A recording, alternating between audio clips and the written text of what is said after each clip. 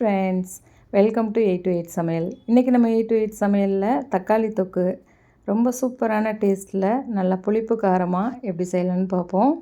இது சாதத்து கூட பசஞ்சு சாப்பிட்றதுக்கு ரொம்ப நல்லாயிருக்கும். நம்ம வேர்க்கடலை சேர்த்துருக்கிறதுனால சப்பாத்திக்கு ரொம்ப சூப்பரான காம்பினேஷனுங்க.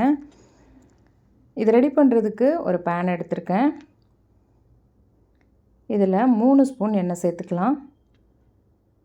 எண்ணெய் சூடானதும் 1 டேபிள் ஸ்பூன் கடுகு சேர்த்துக்கோங்க. கடுகு கொஞ்சம் வெடிக்கட்டும். கூடவே 2 ஸ்பூன் கடலைப்பருப்பு சேர்த்துக்கிறேன். இதை ஒரு தடவை நல்லா கலந்து விட்டுக்கலாம். இப்போ இது கூட 1 கப் அளவு வேர்க்கடலை சேர்த்துக்கலாம். நல்லா கலந்து விட்டுக்கோங்க. வேர்க்கடலை நல்லா எண்ணெயில் பொரியட்டும். இது கூடவே 3 பெரிய வெங்காயத்தை இந்த மாதிரி நீல வாக்கில் கட் பண்ணி வச்சுருக்கேன், நல்லா ஸ்லைஸாக. அதையும் இது கூட சேர்த்துக்கலாம். வெங்காயம் நல்லா பொன்னிறமாக வர்ற வரைக்கும் நம்ம நல்லா வதக்கி எடுத்துக்கணும். இது கூடவே 6 தக்காளி மீடியம் சைஸில் எடுத்து கட் பண்ணி வச்சுருக்கேன். 3 வெங்காயம் சேர்த்துருக்கோம், நான் 6 தக்காளி எடுத்திருக்கேன். அப்படியே டபுளாக எடுத்துக்கோங்க, அப்போ தான் நல்லா புளிப்பாக இருக்கும். கூட கொஞ்சமாக உப்பு சேர்த்துக்கோங்க. சேர்த்துட்டு நல்லா கலந்து விட்டுக்கலாம்.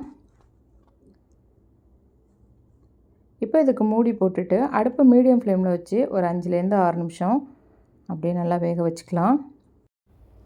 பாருங்கள், வெங்காயம் தக்காளியெல்லாம் நல்லா வெந்துருச்சு.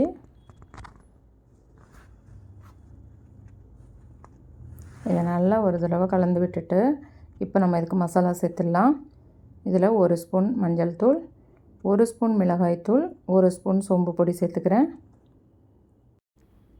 சேர்த்துட்டு நம்ம மசாலாவோட பச்சை வாசம் போகிற வரைக்கும் தண்ணி சேர்க்காமல் நல்லா கலந்து விட்டுக்கலாம்.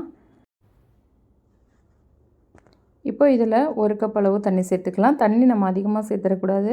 வெங்காயம் தக்காளி எல்லாம் ஏற்கனவே நல்லா வெந்துருச்சு. இப்போது இதுக்கு உப்பு செக் பண்ணிவிட்டு தேவையான அளவு உப்பு சேர்த்துக்கோங்க. சேர்த்துட்டு நம்ம மூடி போட்டு ஒரு 5 நிமிஷம் மீடியம் ஃப்ளேமில் வச்சுட்டு நல்லா வேக வச்சுக்கலாம். பாருங்கள், நல்லா எண்ணெய் பிரிஞ்சு நல்லா சூப்பராக தக்காளி தொக்கு ரெடி ஆகிடுச்சு. அடுப்பை நல்லா மீடியம் ஃப்ளேமில் வச்சிங்க அப்படின்னா இந்த மாதிரி நல்லா குழைவாக வெந்துடும். சூப்பராக தக்காளி தொக்கு ரெடி ஆகிடுச்சு.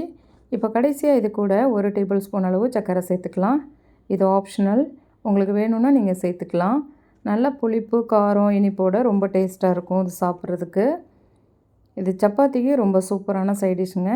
சாதத்து கூடவும் நம்ம பசஞ்சு சாப்பிட்லாம். நம்ம வேர்க்கடலை சேர்த்துருக்கிறதுனால நம்ம சாதத்துக்கு ஒரு அப்பளம் வச்சுட்டு சாப்பிட்டோன்னா ரொம்ப டேஸ்ட்டாக இருக்கும். நீங்களும் ட்ரை பண்ணி பாருங்கள். உங்களோட அனுபவத்தை என் கூட கமெண்ட்டில் ஷேர் பண்ணுங்கள்.